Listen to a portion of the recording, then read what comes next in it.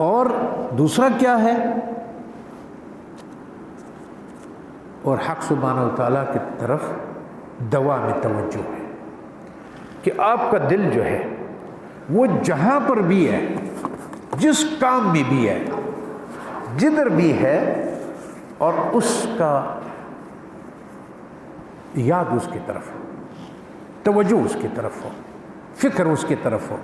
اس کا ایک میں چھوٹا سا مثال، جو لوگ نئے سیکھتے ہیں ذکر کہ کس طرح توجہ کرے، کس طرح کرے، میں اسے کہتا ہوں تم نے کبھی کسی ماں کو دیکھا؟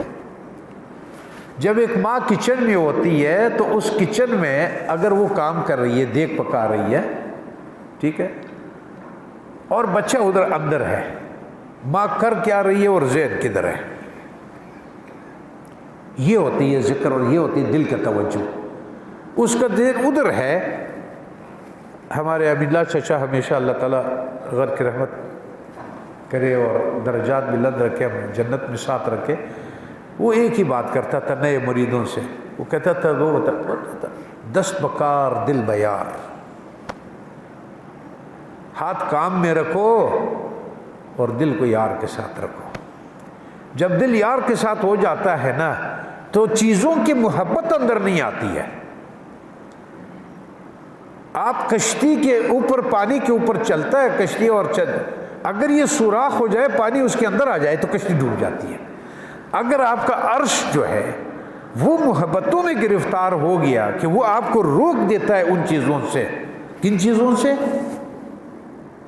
اور یہ معنی سید الاولین آخرین علیہ من الصلوات اتمہا و من التحیات، کہ کامل اتباع کے بغیر حاصل نہیں ہو سکتا۔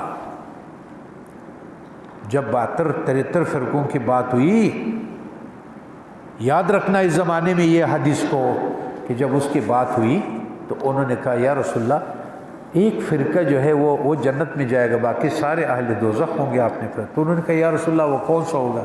فرمایا وہ جس پر میں اور میرے اصحاب ہیں۔ اب وہ اور اس کے اصحاب کا جب دلی کیفیت آپ محسوس کریں گے کہ ان کا عالم امر کے ساتھ، الحمدللہ کے ساتھ، کہ ہاں بے شک تو میرا رب ہے اور میں تیرا بندہ غلام۔ جب تک اس راستے کو جو رسول اللہ صلی اللہ علیہ وسلم نے آپ کے لیے منتخب کیا ہے اور صحابہ اس پر چلے، اس کے مطابعت اور اطاعت میں، جب تک یہ آپ کو حاصل نہیں ہوگا، اللہ تعالی ہمیں اور تمہیں آپ صلی اللہ علیہ وسلم کے قولاً، فعلاً، ظاہراً، باطناً، عملاً، اعتقاداً کامل اتباع نصیب کرے۔